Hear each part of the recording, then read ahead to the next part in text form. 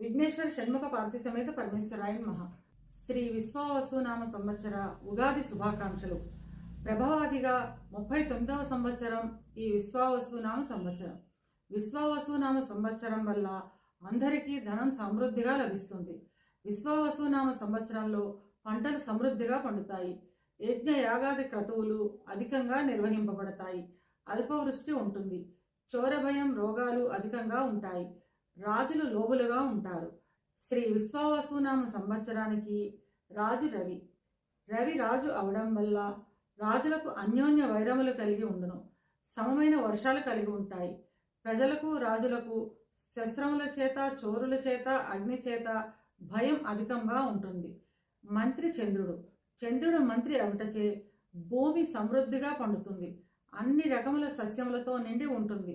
ప్రజలందరూ క్షేమంగా ఆరోగ్యంగా ఉంటారు. సేనాధిపతి రవి. సేనాధిపత్యం రవికి వచ్చినందున రాజులకు పరస్పర యుద్ధములు కలుగును. మబ్బులు వాయువులతో కూడి కొద్దిపాటి వర్షములు కురుస్తాయి. రక్తవర్ణ ధాన్యములు అధికంగా పండుతాయి. సస్యాధిపతి గురువు. సస్యాధిపత్యం గురువుకు వచ్చినందువలన గోధుమలు శనగలు సమృద్ధిగా పండుతాయి. పసుపు రంగు నేలలు చక్కగా ఫలిస్తాయి. ధాన్యాధిపతి కుజుడు. ధాన్యాధిపత్యం కుజుడుకు వచ్చడచే పొట్టు ధాన్యములు ముళ్ళుగల ధాన్యములు ఎర్రని ధాన్యములు అధికంగా పండుతాయి. ఎర్రని భూములు అధికంగా ఫలిస్తాయి. అర్ఘ్యాధిపతి రవి. అర్ఘ్యాధిపత్యం రవికి వచ్చుటచే ధరలు తగ్గుతాయి. వర్షములు తక్కువగా కురుస్తాయి. రాజులకు కలహములు కలుగుతాయి. మేఘాధిపతి రవి. మేఘాధిపత్యం రవికి వచ్చుటచే ఎర్రని పంటలు బాగా పండుతాయి. భయం అధికంగా ఉంటుంది. రసాధిపతి శుక్రుడు. రసాధిపత్యం శుక్రుడికి వచ్చుటచే నువ్వులు నూనె బెల్లము ఉప్పు పెరుగు పంచదార తేనె మొదలగు వస్తువులు ప్రజలకు అందుబాటులో ఉంటాయి. నీరసాధిపతి బుధుడు. నీరసాధిపత్యం బుధుడుకు వచ్చుటచే వివిధ రకములైన ధాన్యములు రత్నములు మణిమాణిక్యములు సమృద్ధిగా పండుతాయి. నవనాయకల్లో 3 నాయకత్వములు శుభగ్రహాలకు 6 నాయకత్వాలు పాపగ్రహాలకు వచ్చాయి. అంటే పాపగ్రహ నాయకత్వం ఎక్కువగా ఉందన్నమాట. కనుక ప్రజలందరూ విష్ణు సహస్రనామం చదవడం వల్ల మేలు కలుగుతుంది. ఉపనాయకులు. పురోహితుడు గురువు. అశ్వాధిపతి చంద్రుడు. రత్నాధిపతి కుజుడు. పరీక్షకుడు బుధుడు. గజాధిపతి గురువు. వృక్షాధిపతి కుజుడు. గణకుడు శుక్రుడు. పశువాధిపతి రవి. జంగమాధిపతి కుజుడు. గ్రామనాయకుడు రవి. దేశాధిపతి గురువు. సర్పాధిపతి శుక్రుడు. దైవజ్ఞుడు రవి. నరాధిపతి రవి. మృగాధిపతి గురువు. రాష్ట్రాధిపతి రవి. గ్రామపాలకుడు బుధుడు. శుభాధిపతి రవి. సర్వదేశోద్యోగి చంద్రుడు. వస్త్రాధిపతి శని. స్త్రీలకు అధిపతి రవి. ఇలా 21 మంది ఉపనాయకుల్లో 12 నాయకత్వాలు శుభగ్రహాలకు 9 నాయకత్వాలు పాపగ్రహాలకు వచ్చాయి. కనుక మంచి ఫలితాలే ఉంటాయి. శ్రీ విశ్వావసునామ సంవత్సరంలో మౌఢ్యముల నిర్ణయం. శ్రీ విశ్వావసునామ సంవత్సర జ్యేష్ఠ శుద్ధ త్రయోదశి జూన్ 9 నుండి ఆషాఢ శుద్ధ చతుర్దశి జూలై 9 వరకు గురుమౌఢ్యమి. శ్రీ విశ్వావసునామ సంవత్సర మార్గశిర శుద్ధ షష్ఠి నవంబర్ 26 నుండి మాఘ బహుళ అమావాస్య ఫిబ్రవరి 17, 2026 వరకు శుక్రమౌఢ్యమి. గురుమౌఢ్యంలో గురువు శుక్రమౌఢ్యంలో శుక్రుడు బలంగా ఉండరు కనుక ఈ సమయాల్లో శుభకార్యాలు ఉండవు. అంటే లగ్న సంబంధిత ముహూర్తాలు ఈ రోజుల్లో ఉండవు.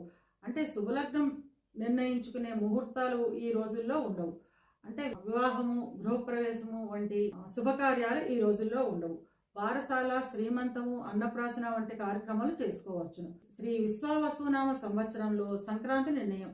2026 జనవరి 14 బహుళ ద్వాదశి ఉత్తరాషాఢ నక్షత్రయుక్త సింహలగ్నమందు రవి మకర సంక్రమణం చేయును.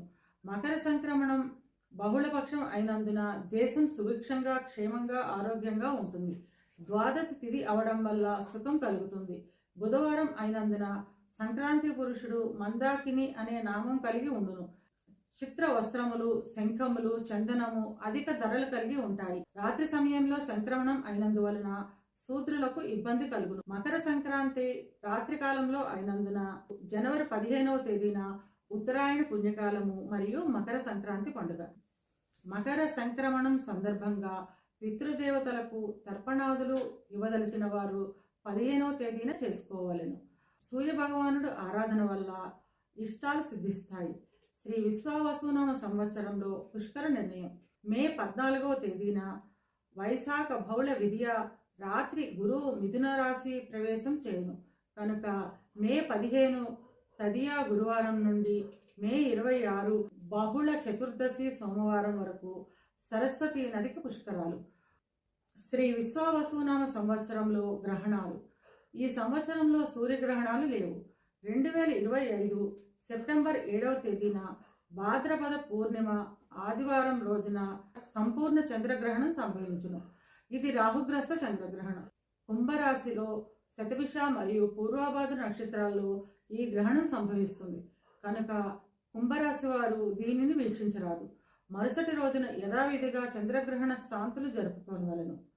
రెండవ చంద్రగ్రహణం 2026 మార్చి 3 మంగళవారం సాయంత్రం పాల్గొన పౌర్ణమి రోజున పాక్షిక చంద్రగ్రహణం సంభవించును.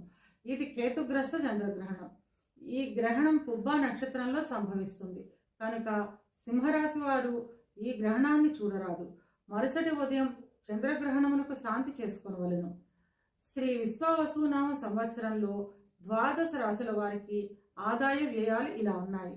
మేషరాశి వారికి ఆదాయం 2, వ్యయం 14, రాజపూజ్యం 5, అవమానం 7. వృషభ రాశి వారికి ఆదాయం 11, వ్యయం 5, రాజపూజ్యం 1, అవమానం 3. మిథున రాశి వారికి ఆదాయం 14, వ్యయం 2, రాజపూజ్యం 4, అవమానం 3. కర్కాటక రాశి వారికి ఆదాయం 8, వ్యయం 2, రాజపూజ్యం 7, అవమానం 3. సింహరాశి వారికి ఆదాయం 11, వ్యయం 11, రాజపూజ్యం 3, అవమానం 6. కన్యా రాశి వారికి ఆదాయం 14, వ్యయం 2, రాజపూజ్యం 6, అవమానం 6. తులారాశి వారికి ఆదాయం 11, వ్యయం 5, రాజపూజ్యం 2, అవమానం 2. వృశ్చిక రాశి వారికి ఆదాయం 2, వ్యయం 14, రాజపూజ్యం 5, అవమానం 2. ధను రాశి వారికి ఆదాయం 5, వ్యయం 5, రాజపూజ్యం 1, అవమానం 5. మకర రాశి వారికి ఆదాయం 8, వ్యయం 4, రాజపూజ్యం 14, అవమానం 5. కుంభరాశి వారికి ఆదాయం 8, వ్యయం 14, రాజపూజ్యం 7, అవమానం 5. మీనరాశి వారికి ఆదాయం 5, వ్యయం 5, రాజపూజ్యం 3, అవమానం 1. శ్రీ విశ్వావసునామ సంవత్సరం అందరికీ శుభాలను కలుగచేయాలని కోరుతూ స్వస్తి.